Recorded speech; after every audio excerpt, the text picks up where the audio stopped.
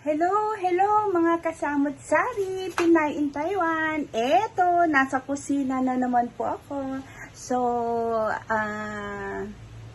magluluto po ako ngayon. Actually, invento lang po. Ang pansit turon. Okay? So, tignan natin kung magiging perfect ang aking pansit turon. Okay, kahit na po hindi tayo mag-rice, so meron lang pong pansit turon, is okay na po. So, subukan po natin yan. Matagal na po yan sa isip ko eh. So, subukan natin. So, ang aking mga ingredients lang po is, actually, pwede pong giniling, pwede pong bola-bola. Total, kung ano lang yung nasa rep, di ho ba, yun ang gagawan ng paraan. So, meron po akong bola-bola. And then, bumili po ako ng ganito. Hindi po siya daon ng sibuyas, pero hindi ko po alam ang kanyang pangalan. Okay? Green, kahit na ano pong gulay. Pansit nga po, di ba? Pero ito po yung napili ko. Ang pangalan kasi nito sa Chinese is chow tai. Pero hindi ko alam in English. Isa-search ko po yan. So, pwede naman pong carrots or pwede naman pong repolyo. Tapos, ang importante is may pansit po tayo. So, abangan nyo po kung yung aking gagawin. Okay, magpe-prepare lang po ako. Hello po, ito ang aking rekado sa pansit turon. Yan, ang pansit. Tapos, yan ang aking rekado at may bola-bola at aking wrapper. So, igigisa ko lang po yan, parang pansit. Tapos, babalutin ko na po sa wrapper. O, diba parang may kanin na rin? O, sige po, try po natin mamaya. Ito po, igisa na po natin ang pansit turon. Okay. So, ito po, pinaglutuan lang po siya ng ano ba yun? French fries po. So, okay pang gamitin po yan. Pero pag maitim na po yung mantika, syempre hindi na po pwedeng gamitin. Hindi pa po siya maitim. So, we can use it also.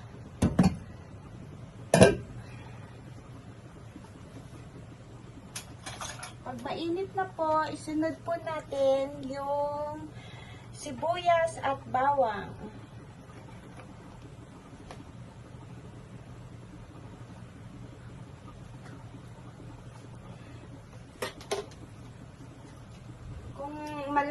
Paano nyo daw po malalaman na mainit na ang kawali?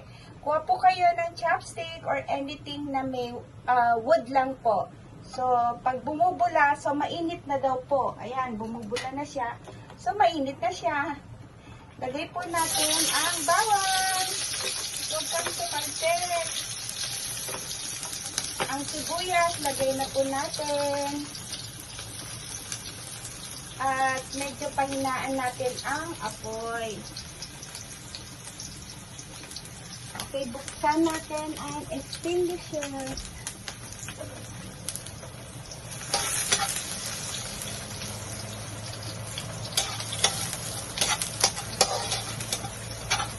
At madali lang po to. Isunod natin ang carrot.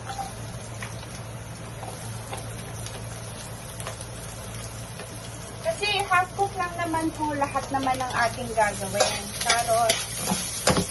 Isabay na po natin ang bola-bolang nahiwa ko.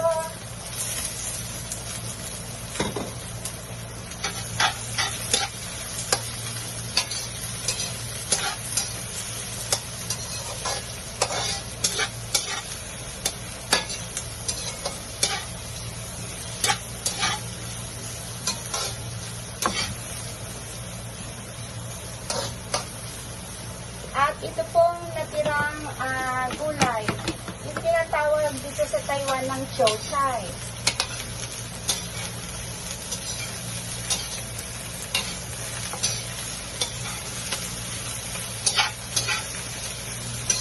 Ang ganda ng kulay niya, ano po?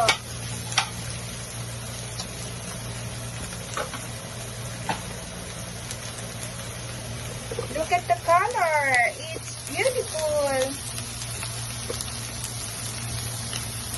Tapos lagyan po natin siya mamaya ng konting sabaw.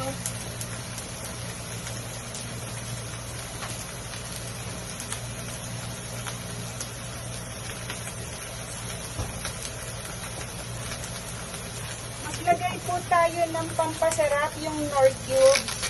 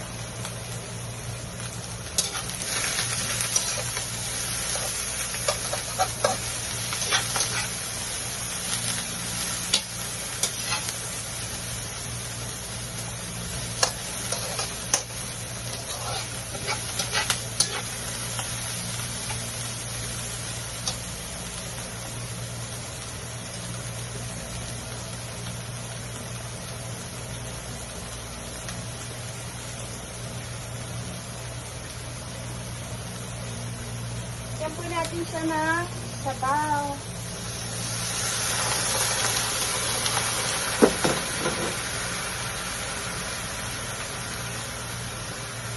Toyo.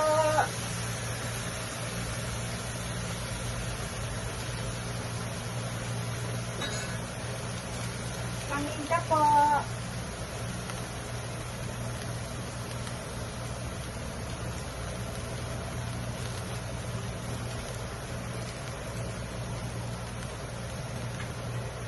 Ako po instead of betchin po, naglalagay po ako ng konting asukal.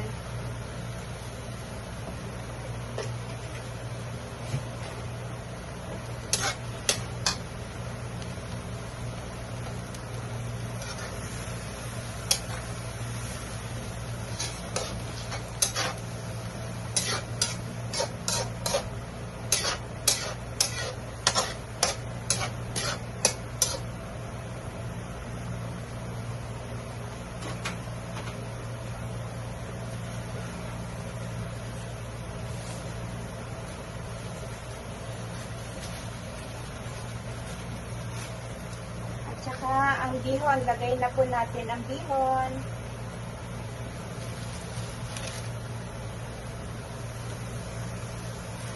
Kulang po ata ang tubig. Lagdagan natin tubig.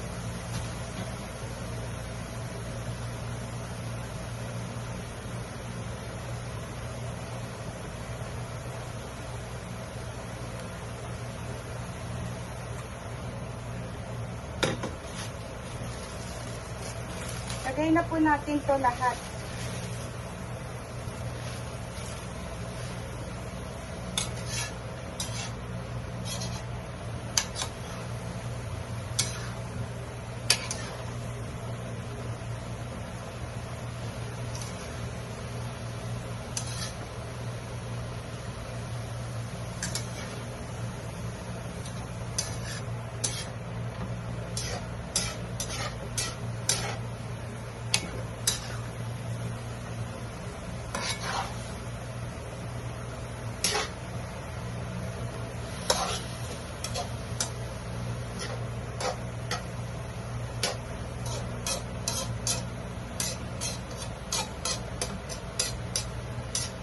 Yung nabili ko pong hipon is sadyang pabilog, pero meron pong nabibili talaga na pahabang hipon.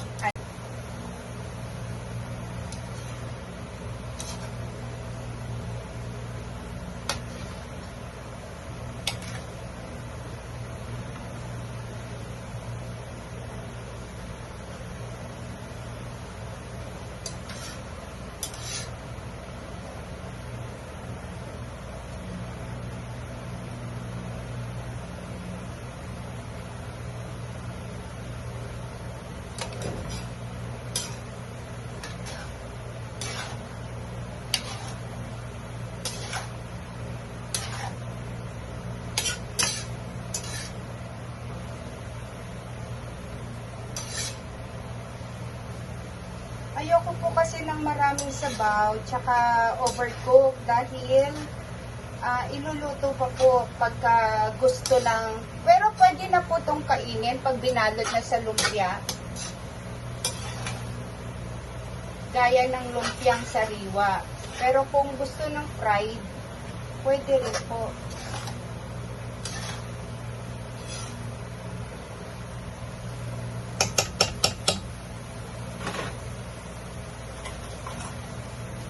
Tikman po natin yung kanyang natuyuan na po.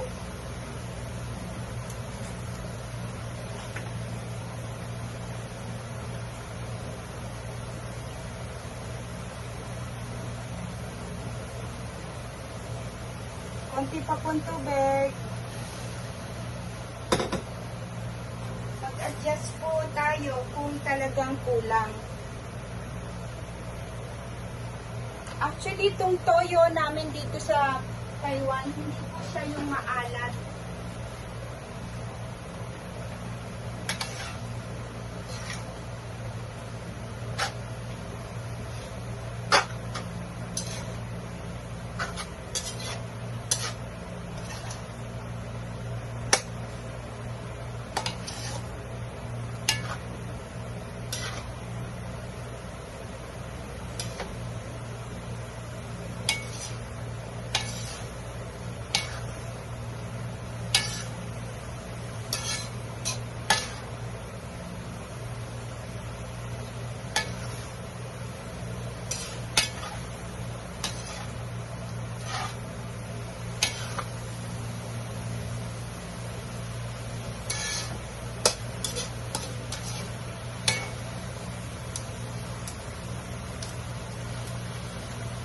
Ayan, tapos na po ang ating bihon.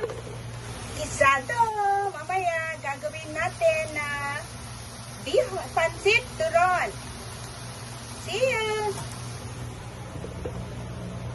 Hello. Ito na naman po. Tapos na po maluto yung bihon at ating ibabalot na po. Okay? So, wait lang po. Parang nagbabalot lang po tayo ng lumpiang Shanghai. Pero ang gagamitin po natin ay bihon. So, kaya ko po naisip to para at least hindi na po, pwedeng hindi na kumain, andiyan na lahat. Pero yun nga lang, puro carbohydrates. Pero paminsan-minsan lang naman po.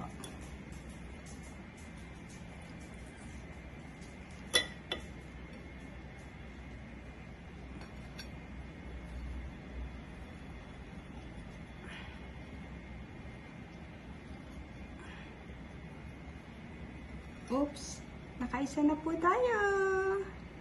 Wait lang po, kukuha lang po ako ng lalagyan. Tignan natin kung ilan ang magagawa natin dito sa nailuto kong pansit.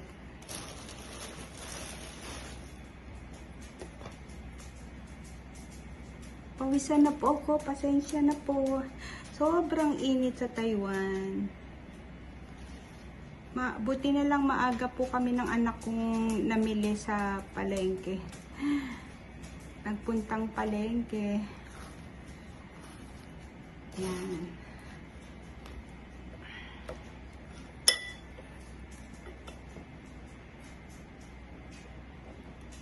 Actually, good idea rin po ito sa mga misis na nasa bahay lang po. Pwede kayong magtinda ng ganito, pang merienda. Siguro po actually, hindi ho masyadong mahal tong mga ingredients. So, pwede nyo pong i-ano to para sa konting negosyo.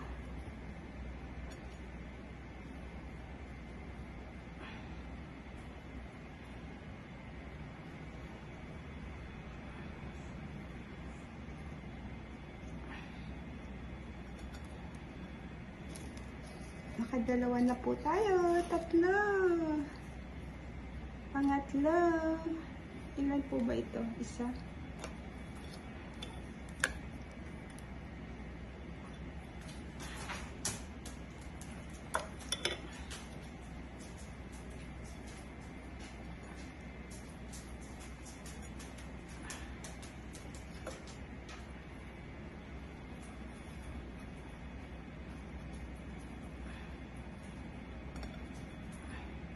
pang tatlo. So, ituloy po lang natin yung ganito. So, tignan po natin mamaya kung ilan po ang magagawa natin. Okay? Wait lang po. Ito po mga ka-brother sisters, tinikman ko po. Okay naman po yung lasa. Pwede talaga siyang pang negosyo.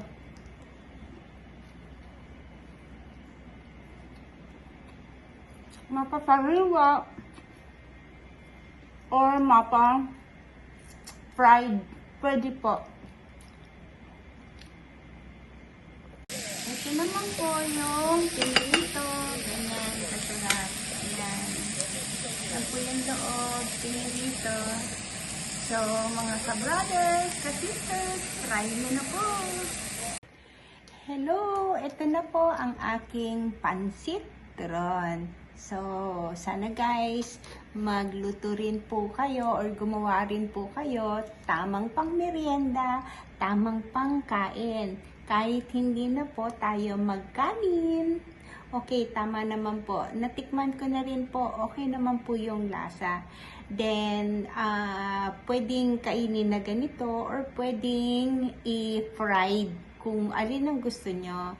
At pwede pong ipang negosyo, try nyo po. Kung kayo mga misis, nasa bahay lang po, gawin nyo po tong negosyong pang merienda. Okay po? Healthy pa. Hindi ko naman sinasabing huwag kumain. Lalo na yung ano ba yon, yung itlog na merong nakabalot na kulay orange. Nakalimutan ko na ang kanyang pangalan. Pero hindi ho ba mas healthy tong ginawa natin? So, gawin niyo po ito mga ka-brothers and sisters. Okay, sana po nagustuhan niyo po ang aking content for today. Maraming salamat po. Hopefully, na mag-subscribe po kayo, mag-likes, at mag-comment po sa aking vlog na Samut Sari Pinay in Taiwan. Maraming salamat po. God bless you all.